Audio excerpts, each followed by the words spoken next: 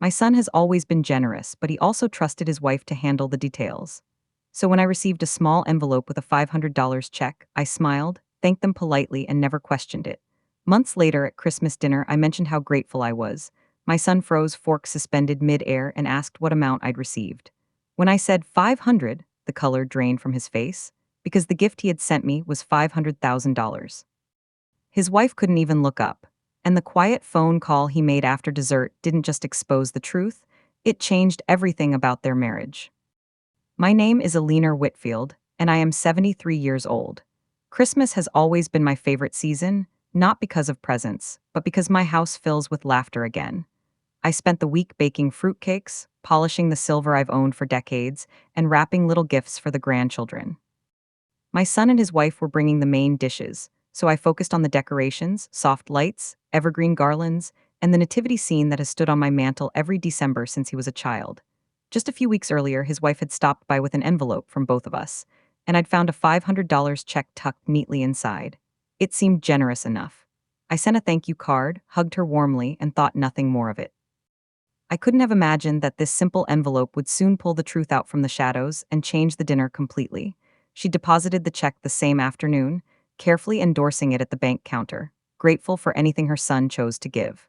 She lived simply, stretching her pension, never asking for more than what arrived. The teller even complimented the holiday card tucked with the check. Nothing seemed unusual. Over the following weeks, she used a little of the money to buy gifts, a new winter coat on sale, and ingredients for Christmas dinner. She felt thankful, not entitled, because any help from her child still felt like a blessing. And yet, looking back, she would later realize something had been off from the very beginning. The rushed way her daughter-in-law handed it over, the lack of conversation afterward, the avoidance of eye contact. But at the time, she chose to assume the best. Trust was easier than suspicion. On Christmas evening, the entire table shimmered with candles and holiday sparkle. After dessert, she lifted her glass and gently thanked everyone for coming, then turned to her son and said how grateful she was for the $500 gift. She told him it helped more than he knew, smiling softly. She meant every word. Her tone was warm, appreciative, never demanding. She didn't notice the way his fork froze midair at first, or the sharp glance he shot toward his wife. She only realized something was wrong when the room fell silent, and the cheerful conversation died like a candle snuffed too quickly. Confusion rippled through the table, but the storm was only beginning to form. He stared at her for a long moment, as though trying to decide whether he'd misheard. Then he asked carefully, almost too carefully, "Mom, how much did you say you received?" When she repeated the amount, his face drained of color, his voice dropped. "That can't be right." He explained that months earlier he had arranged a wire transfer for $500,000, a nest egg so she would never have to worry again. He'd trusted his wife to make it special. Shock rippled through the room. His wife didn't speak. She didn't defend herself. She just stared down at her plate as if the pattern on it might save her. And in that instant, truth began clawing its way to the surface. He excused himself from the table and stepped into the hallway with his phone. There was no yelling, only tight, controlled questions to the bank. Minutes later, he returned with confirmation that the wire had been received, but not by the account he expected. The money had been redirected into a separate account, one he had never seen before. His wife finally lifted her head, eyes wide, cheeks pale. She tried to claim it was a temporary transfer, then stumbled over her own words. Lies unravel quickly under pressure. And in that moment, wealth wasn't the shocking part, betrayal was. She watched as panic wrapped itself around the younger woman like a cloak. Words tumbled out, excuses about protecting the family, handling finances better, and just planning ahead. But the more she spoke, the clearer the truth became. The missing money had never been meant to reach its destination. Her son said nothing for a long time. Silence from someone normally gentle can feel louder than any shout. When he finally spoke, his voice was steady and terrifying in its calm. He told his wife they would fix this immediately, and there would be consequences. Dinner ended without dessert, without laughter, without music, only the heavy stillness of shattered trust. She sat quietly, heart aching not for herself, but for the boy she'd raised, now a man discovering the person he trusted most had stolen from his own mother. Her daughter-in-law disappeared into the bedroom, shaking, while he remained at the table, head in his hands. She wanted to reach out to comfort him, but she also knew this was a truth he had to face fully. And somewhere in that silence, a line was drawn. What came next would no longer be about money. It would be about integrity. The next morning, he suggested they all sit down together. No raised voices, no accusations, just facts. He opened his laptop, logged into the banking portal, and pulled up the transaction history. There it was in black and white, A $500,000 wire transfer sent months earlier, marked gift to mother, routed through an account number that didn't belong to her. The room went quiet as he printed copies and laid them gently on the table. She stared at the numbers, stunned by how calmly betrayal can disguise itself as paperwork. Money doesn't lie. It travels exactly where it's told, and this money had been told to go somewhere it should never have gone. He contacted the bank again, determined to follow the trail properly. The representative confirmed everything: date, time, authorization, and most importantly, the recipient account holder's name. When the email arrived, he opened it slowly, as if bracing himself physically. There it was, undeniable proof that the funds had been redirected into an account solely under his wife's control. No joint access, no transparency, no misunderstanding. He looked up, eyes heavy with disappointment rather than anger. Betrayal hurts most when it comes wrapped in trust. That discovery led to another and then another. Hidden savings, quiet investments, purchases that had gone unexplained suddenly made sense. Luxury handbags, spa memberships, private bookings. All funded by a kindness meant for someone else. She felt sick, not because of the money, but because of what it revealed about the heart that had hidden it. Her son scrolled through statements with a steady hand, but his voice trembled. There is a special kind of heartbreak that comes from realizing the life you built together wasn't as honest as you believed. Cornered, his wife began weaving stories, first claiming confusion, then saying she planned to surprise everyone later, then blaming stress. But every excuse collapsed under the weight of timestamps and signatures. Lies are fragile things, they shatter when the second truth touches them. He finally stopped her mid-sentence and said quietly, "Please, no more storytelling, just the truth." And the truth, once spoken, was simple. She never planned to give the money back. She believed she deserved it more. The admission sucked the warmth out of the room like a cold wind. Relatives who had been visiting listened in stunned silence. No one shouted. No one stormed out. They simply watched the life they thought existed dissolve into something painfully real. The older woman kept her hands folded, not judging, just grieving the trust that had been broken. She didn't want revenge. She wanted honesty. And the fact that it had to be forced into daylight made the betrayal feel even heavier. Trust doesn't break all at once, it cracks slowly, then finally gives way. Her son sat back in his chair, eyes red, realizing that every generous intention he'd had for his mother had been quietly intercepted. Not stolen from his bank, but stolen from her future. And that wound cut deepest. He realized that if she could hide this, what else had been hidden? Sometimes the real loss isn't money, it's certainty. He stood up slowly, gathering the papers, his resolve forming like steel. There would be no more hidden accounts, no more blind trust, no more excuses. Finances would be separated, legal advice sought, and full restitution demanded. Not out of revenge, but out of principle. His wife cried, begged, and promised change. But change without accountability is only another lie. And for the first time, the mother watching from the kitchen doorway saw her son not as the boy she raised, but as a man choosing integrity over comfort. The next business day, he quietly scheduled a meeting with an attorney, not out of rage, but out of responsibility. He brought every statement, every transfer record, every email trail. The attorney didn't gasp or dramatize. He simply explained the reality. The funds were traceable, recoverable, and the law viewed them as misappropriated family assets. There would need to be formal agreements, perhaps even court filings, to ensure restitution and prevent future concealment. Hearing it laid out so clinically made the betrayal feel heavier, because now it wasn't just emotional damage, it was legal. She watched her son sit straighter, shoulders set, no longer a shocked husband, but a protector determined to restore what had been taken.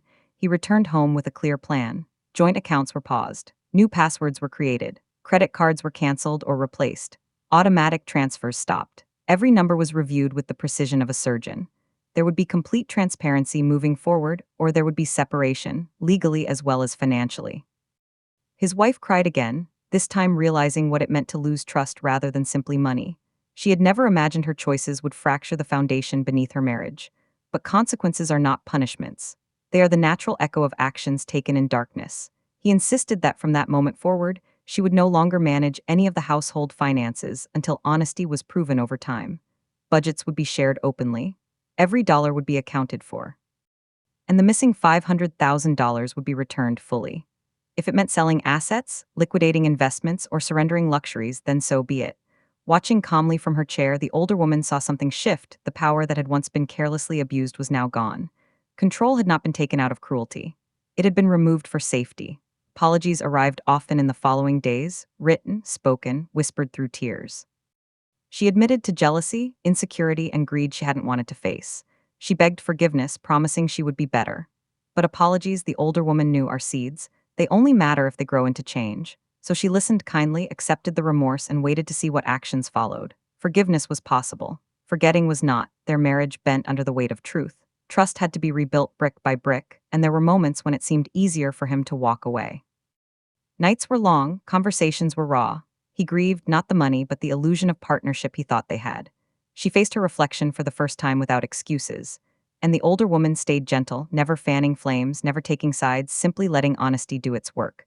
Because sometimes the only way through is through. Clear boundaries emerged, calm, firm, unbreakable.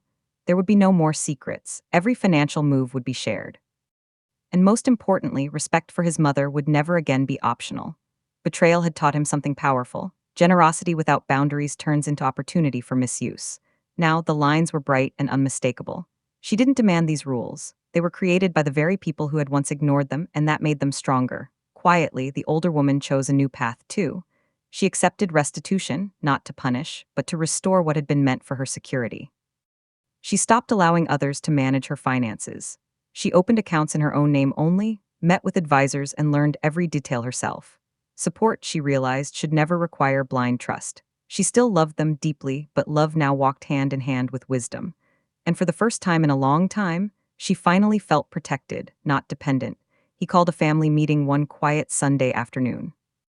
No holiday lights, no distractions, just the truth waiting in the center of the room. She sat beside her son, calm but steady, while others gathered with nervous hearts. He laid out the facts again, not to shame, but to ensure nothing was hidden anymore. The missing funds, the secret accounts. The restitution plan is now in place. His wife listened with trembling hands, finally realizing this wasn't a phase. This was the new reality, one shaped by honesty, not avoidance. Respect for his mother would be a cornerstone moving forward. Every word settled into the room like stones in still water.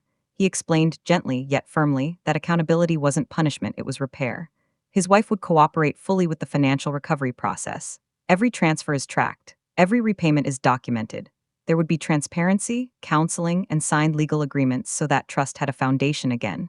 The older woman didn't gloat. She simply nodded, grateful that truth finally had structure. She had never wanted revenge, only assurance that kindness would no longer be exploited in the dark. Accountability at last had a seat at the table. For the first time since the discovery, his wife spoke without excuses. She admitted the jealousy she'd carried, the fear that generosity toward his mother somehow meant less love for her. That fear had twisted itself into entitlement and greed. Hearing the confession hurt, but it also mattered. Truth only begins healing once it's named. The older woman didn't interrupt. She listened, really listened, because understanding the wound didn't erase the damage, but it explained the fracture.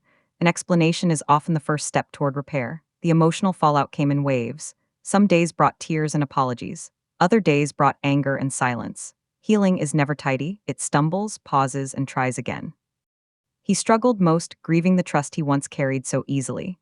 She hurt too, realizing the woman she'd welcomed as family had once seen her as an obstacle rather than a blessing. Yet through the chaos, one truth held firm: they would not lose themselves to bitterness. Boundaries would be honored, feelings would be faced, love would survive, but only honestly. Word spread quietly through extended family and close friends. Questions were asked, judgments whispered. Some people tried to minimize the situation, others condemned harshly. She refused to speak badly about anyone, even when she had every reason to. Character isn't proven when life is easy, it's proven when dignity must stand alone. And through every conversation she chose grace, not naivety, not denial, just grace, steady and unbroken. Slowly, lessons emerged like footsteps in fresh snow. Generosity requires boundaries, trust requires transparency. And love, real love, requires mutual respect. He learned that protecting his mother didn't weaken his marriage, it strengthened his integrity. His wife learned that insecurity doesn't justify betrayal, and that humility, though painful, is the path back to truth. The older woman learned something too, that she could still be kind without being blind. In the end, a choice had to be made, not about money, but about who they wanted to become. They chose counseling, financial accountability, and rebuilding brick by careful brick. The restitution plan moved forward. Trust wasn't magically restored, but it was being rebuilt honestly. And she, the quiet woman at the center of the storm, chose peace. Not silence, not surrender, peace with wisdom. What had once been hidden in shadows now lived in daylight, and daylight, she knew, was where truth could finally breathe. Her world had been shaken, but what came next surprised everyone. Stay with me. And if you're new here, don't forget to subscribe so you can follow the rest of the journey. Peace didn't arrive with celebration, it settled slowly, like soft light returning after a storm. She noticed it first in her sleep. Nights no longer felt heavy. Mornings no longer began with worry. Her son called often, not to discuss drama, but simply to ask how she was and what she needed. Restitution payments began arriving into the correct account, each one a reminder that truth had finally been restored. She didn't feel triumphant. She felt balanced. The fear that her security might disappear overnight faded, replaced by a steady sense of safety. Her home became a place of warmth again, tea kettles whistling, soft music playing, grandchildren visiting without tension in their voices. Peace, she realized, wasn't about forgetting what happened. It was about building something stronger in its place, grounded in honesty, protected by boundaries, and surrounded by people who finally understood the value of trust. Her bond with her son deepened in a way neither expected. He visited often, bringing groceries or just conversation, and sometimes he would sit quietly at the table, simply grateful she was still in his life. He apologized many times for not knowing what had happened sooner, but she never blamed him. She reminded him that love doesn't always see deception because it chooses to trust first. That trust, even when it hurts, is not a flaw, it is a strength.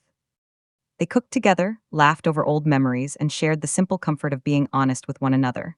He no longer assumed she was fine. He asked, he listened. And she, who had once tucked her worries behind polite smiles, finally allowed herself to answer truthfully.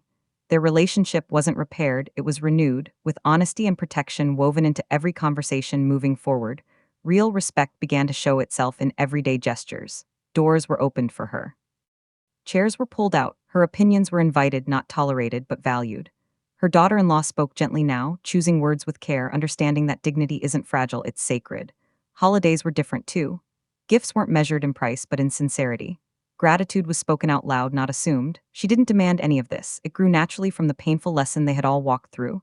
Respect, she realized, isn't loud or dramatic. It is quiet, steady, consistent, and when it's genuine, it removes the doubt that once lingered in a room like a shadow. Now, when she walked into her son's home, she didn't feel like an obligation. She felt like family, and this time the word truly meant something. She took charge of her finances with a confidence she hadn't known before. Advisors met with her regularly, explaining everything in plain language until she understood every number, every account, every protection in place. Her son encouraged her, proud to see her independence shine. There were no more shared envelopes, no more blind signatures, no more trusting others to explain later.